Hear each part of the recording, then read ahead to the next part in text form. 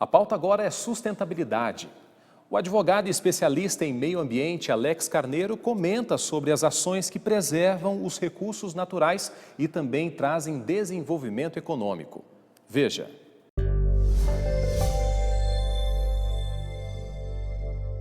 Sempre que posso, em minhas aulas e na conversa com empresários e gestores, tenho enfatizado que não temos como separar a sustentabilidade da questão econômica, até porque, quando falamos em gestão sustentável ou desenvolvimento sustentável, estamos falando numa economia que é capaz de crescer, de enriquecer, mas também de usar adequadamente os seus recursos.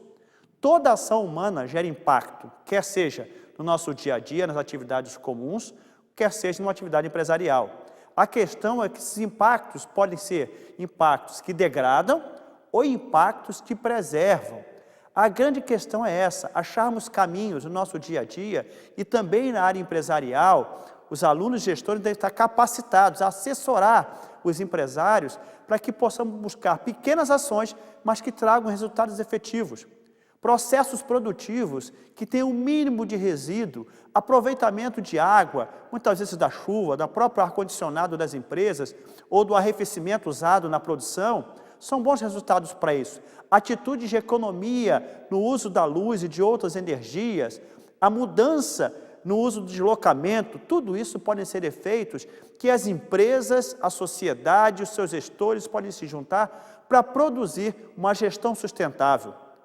Economia é necessária, precisamos de riqueza, as empresas precisam disso para se desenvolver. E nós precisamos juntar esforços com os empresários e sugerir ações, não só para que haja o lucro, mas para que esse lucro possa reverter em bem para a empresa e para a sociedade.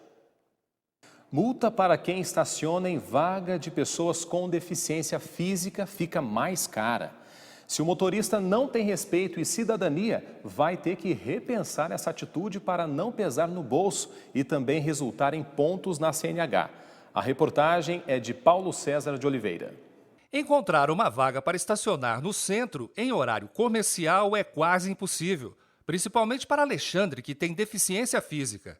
Os espaços destinados para essas pessoas nem sempre estão disponíveis. Os deficientes, a maior dificuldade deles é achar a vaga e ser respeitado pelas vagas.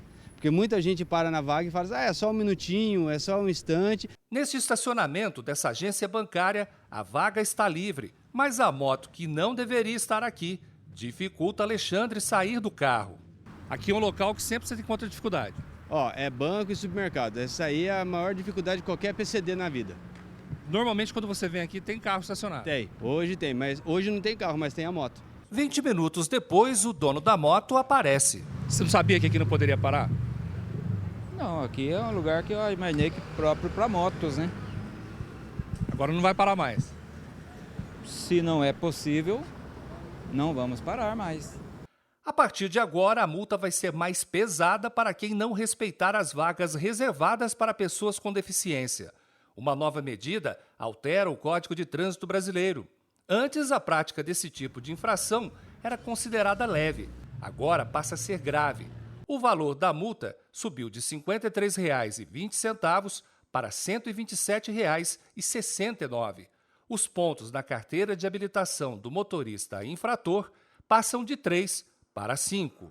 Mas mexendo na pontuação e na carteira, vai mudar bastante. Cara, eu acho muito bom porque todo deficiente físico, ele tem que ter o seu espaço, ele tem que ser prioridade. Acredita que a multa vai ajudar? Vai ajudar. Pelo menos ele dói no bolso dele, pesa, aí ele vai ficar esperto, não é verdade? Na verdade, está faltando educação no trânsito, né? Para a Benê, coordenadora do Integra, instituição que atende mais de 200 pessoas com deficiência, a mudança na lei é importante e vai facilitar a vida de quem precisa ser respeitado. Na verdade, eu gostaria, era um sonho, que não existissem leis para esse tipo de situação, em que as pessoas com deficiência pudessem ter prioridade no trânsito. Mas, infelizmente, as leis são necessárias e eu vejo como positivo, sim, o agravamento das penalidades. Alcançar o desenvolvimento sustentável Essa é a meta da Organização das Nações Unidas, que estipulou 17 objetivos a serem cumpridos, inclusive pelo Brasil. O presidente da Unesco não governamental, Luiz Otávio Pagliari, analisa o impacto em nossa região. Veja.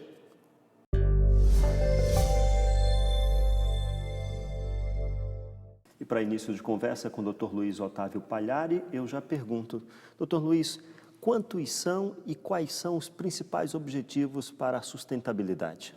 A nova Agenda 2030 da Organização das Nações Unidas, ela tem como a ODS 17 objetivos principais.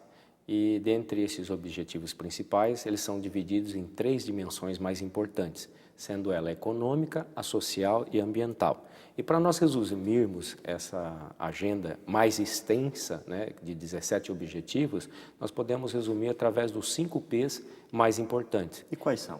Que são pessoas, são planeta, prosperidade, parcerias e paz.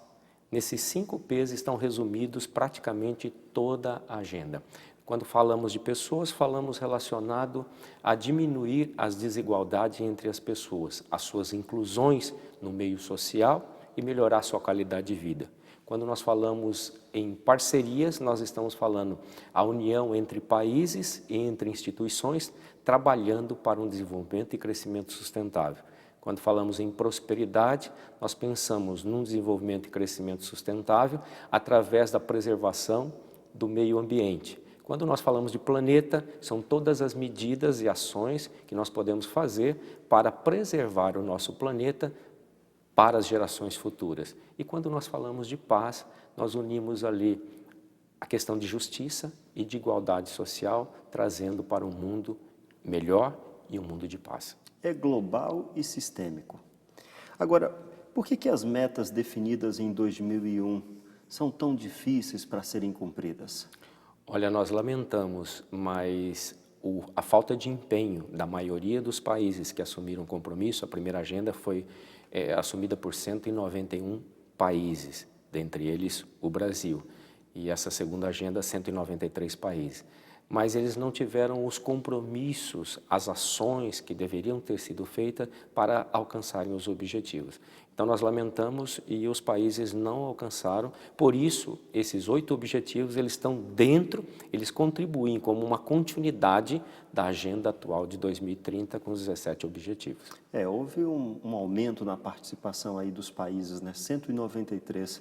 Aumentou também a conscientização diante de tudo que o mundo viu? Eu acredito que sim, porque 15 anos deu para perceber através das nações aumento de catástrofes, tragédias naturais. O que acontece com isso? O mundo se despertou que, não colocando em prática os objetivos que foram acordados anteriormente, os prejuízos são evidentes. Então, ou seja, lei da semeadura, né? O que você planta, você colhe. Então, são 17 metas e 169 objetivos. Agora, qual é o papel dos governos no cumprimento dessas metas e objetivos? O papel do governo é fundamental, porque, primeiro, o acordo é assinado pelo próprio governo, representando, filiado à Organização das Nações Unidas. E o governo tem que estimular a participação do próprio governo e estimular a participação da sociedade civil. Como fazer isso? Como articular? Se o governo não der o exemplo, puxar para si o compromisso, com certeza a sociedade ela não é envolvida. Hoje nós temos isso, falando de Brasil, né? O Brasil está envolvido com uma série de situações difíceis, onde o governo não consegue ter uma governança adequada, e isso compromete a sua agenda. E quais são as principais consequências em caso de descumprimento desses compromissos globais?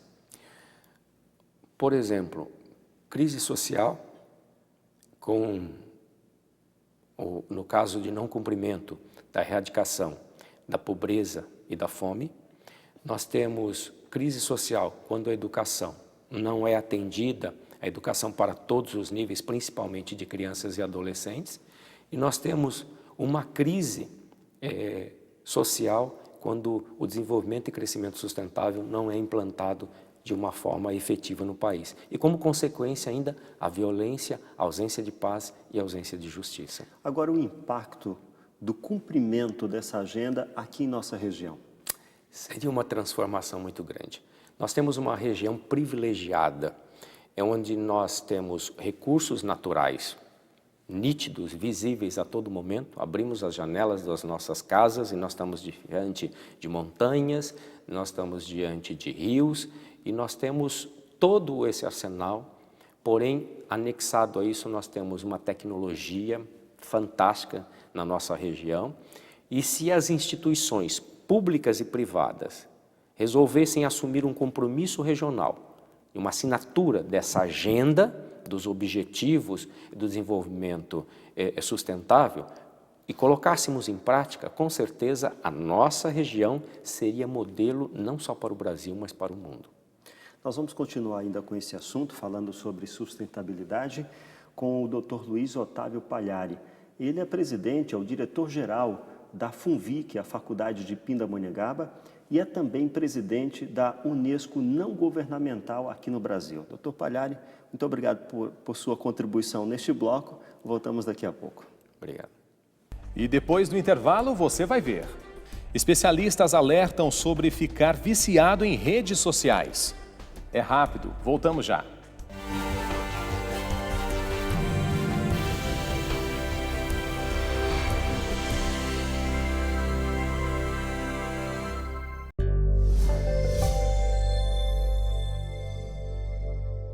E se tem uma coisa que incomoda muitos viajantes, são as filas enormes. Mas como esse período é tempo de festa, de comemoração, nada melhor do que viajar com tranquilidade. Para isso, certifique-se do horário do voo e chegue no aeroporto pelo menos 2 horas antes. Se possível, faça o check-in pela internet antes de sair de casa, pelos aplicativos do celular ou nos terminais de autoatendimentos. Depois, é só se dirigir para a fila específica de embarque de bagagem e decolar. Atenção especial para a bagagem. Sinalize sua mala para facilitar a identificação e evitar a troca de bagagens. Em caso de extravio, dirija-se o mais rápido possível para a central de atendimento da companhia aérea. Confirmado o extravio, a companhia aérea tem um prazo máximo de 30 dias para a localização e entrega da bagagem. Após esse tempo, o passageiro deve ser indenizado pela companhia. Se informe também sobre o peso e tamanho das malas e o material que pode ser transportado. Fique atento ao número do portão de embarque e às informações disponibilizadas nos painéis de voo para ver se houve mudança no portão de embarque ou de horário de saída de seu voo.